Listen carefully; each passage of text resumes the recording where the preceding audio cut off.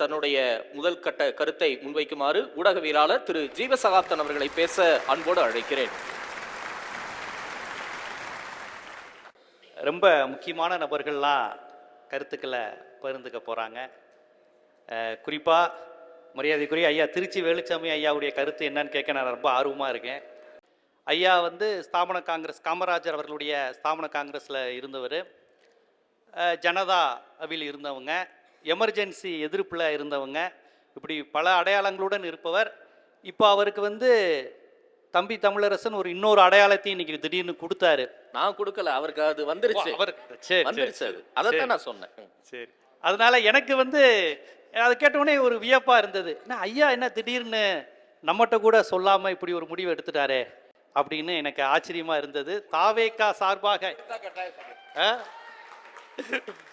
அதனால ஐயா திமுக கூட்டணி கட்சியான காங்கிரஸ்காரரா தாவேகா காரராங்கிற மாதிரி ஒரு குழப்பமா இருக்கு. ஐயா என்ன பேசுறாரு நான் ரொம்ப ஆர்வமா எதிர்பார்க்கிறேன். ஐயா விஜய்க்காகத்தான் பேச போறாரு. ஓகே, நம்ம அதை உறுதிப்படுத்திக்கணும்ல.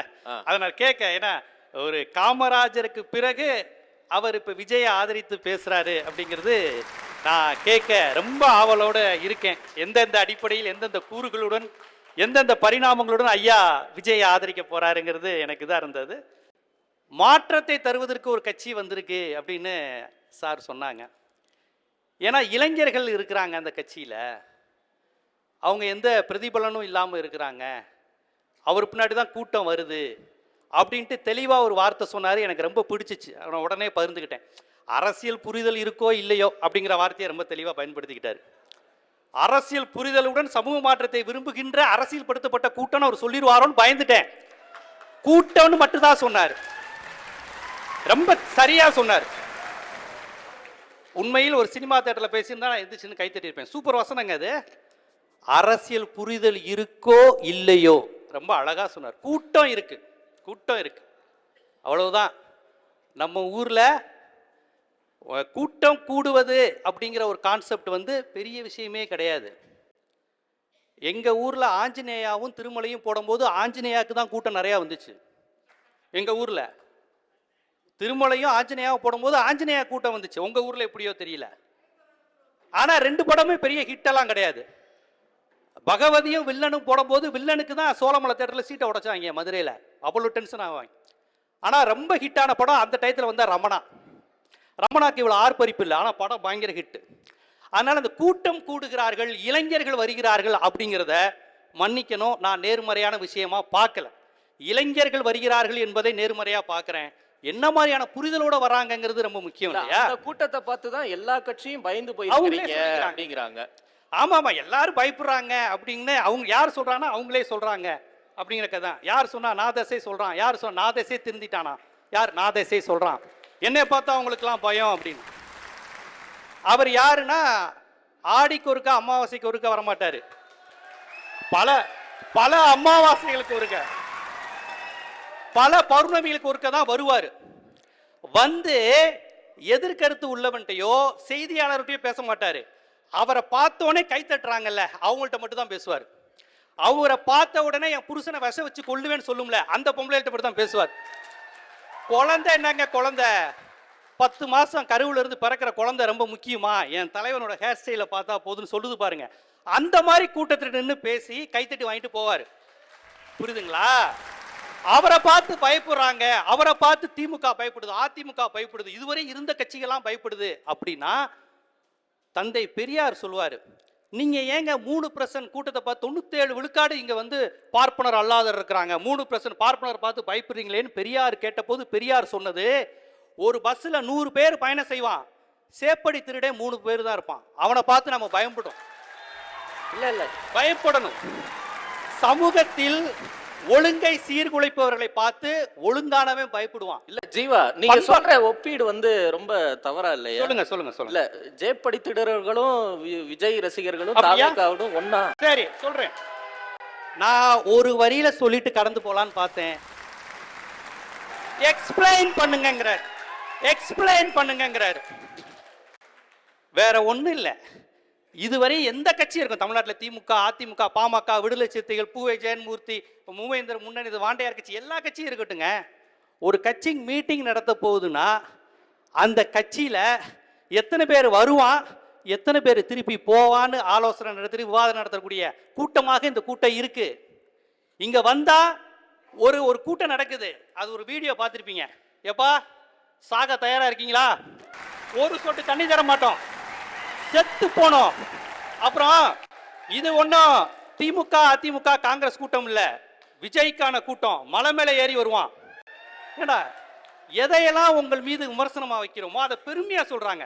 விஜய்க்காக மலை மேலே ஏறி வருவான், பெத்த பிள்ளை ஐசியூல சாக கிடக்கும், ஆனா நாங்க எங்க விஜய்க்காக வந்திருக்கோம். இதையெல்லாம் அவங்க பேசுற பெருமை.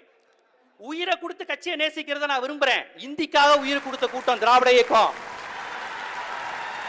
அது இன்னைக்கு வரைக்கும் கோடம்பாக்கம் அரங்கநாதன் பிரிட்ஜை தாண்டும் போது என் இனத்துக்கும் மொழிக்கும் உயிர் கொடுத்த அந்த அரங்கநாதன் இருக்காரு. டி நகரை தாண்டி இருக்கு சிவன் பார்க்கு, கே நகர் சிவன் பார்க்கு, சிவலிங்கம். இந்திய எதிர்ப்புக்காக உயிரை விட்ட நம்ம முன்னோர், நம்ம முப்பாட்டன், இவெல்லாம் மொழிக்காக உயிரை விட்ட கூட்டம். இன்னைக்கு வரையும் அதை திமுக அதிமுகவும் பெருமையா சொல்லுது, மொழி போர் நடத்துது. ஆனா பெத்த பிள்ளைய மரத்திலிருந்து கீழே வந்து ஒருத்தன் குரங்கு மாதிரி குதிச்சு செத்துருக்கான், அதை பத்திலாம் கவலை இல்லை. விஜய பார்த்துட்டோன்னு சொல்ற கேவலத்தை நம்ம எங்கேயும் பார்த்தது இல்லை.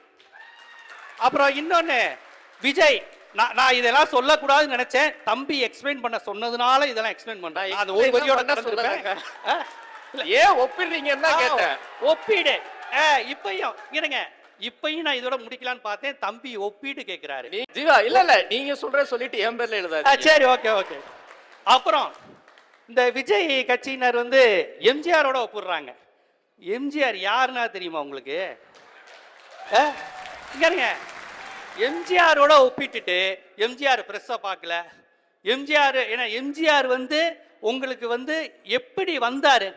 அவர் அடிப்படையில் ஒரு காங்கிரஸ்காரர், ஒரு ருத்ராட்ச மாலையுடன் 53 வரை இருந்தார். அறிஞர் அண்ணாவை சந்தித்த பிறகு முழுக்க உதயசூரியன் அண்ணா தான் அடையாளம் என்று மாற்றிக்கொண்டவர். திரைப்படங்களில் உதயசூரியனை காமிச்சவர்.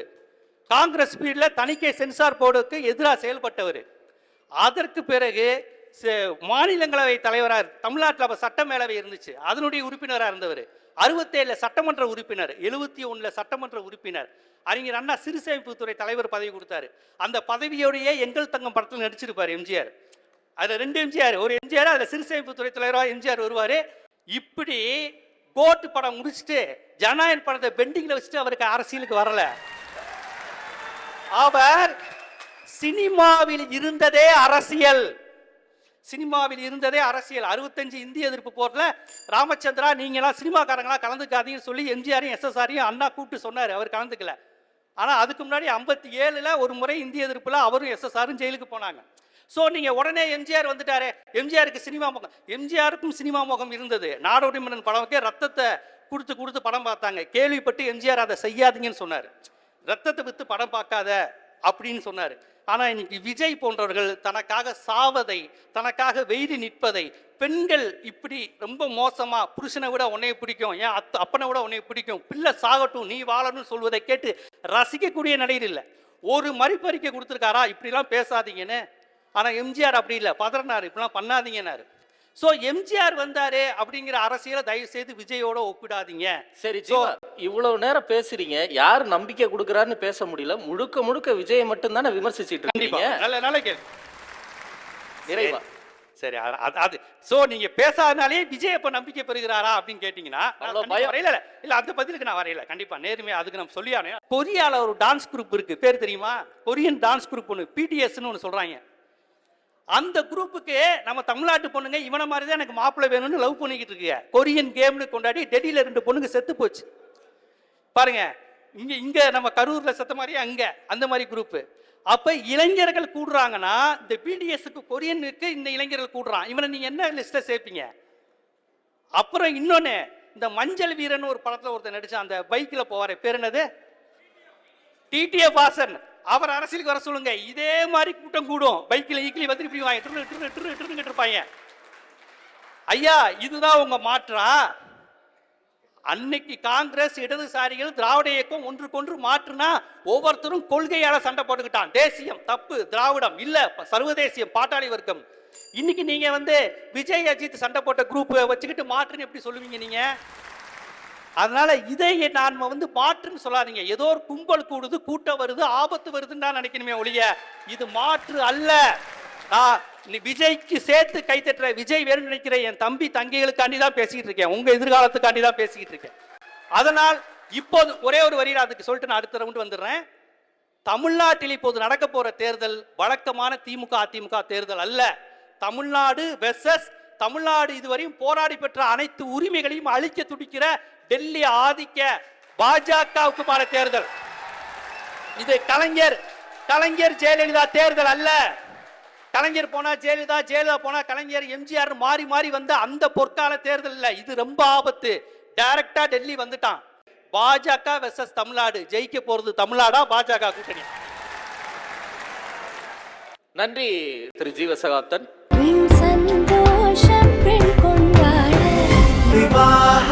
மணப்பெண்ணின் பிரத்யேகமான திருமணம் விவாஹா தி சென்னை சில்க்ஸ்.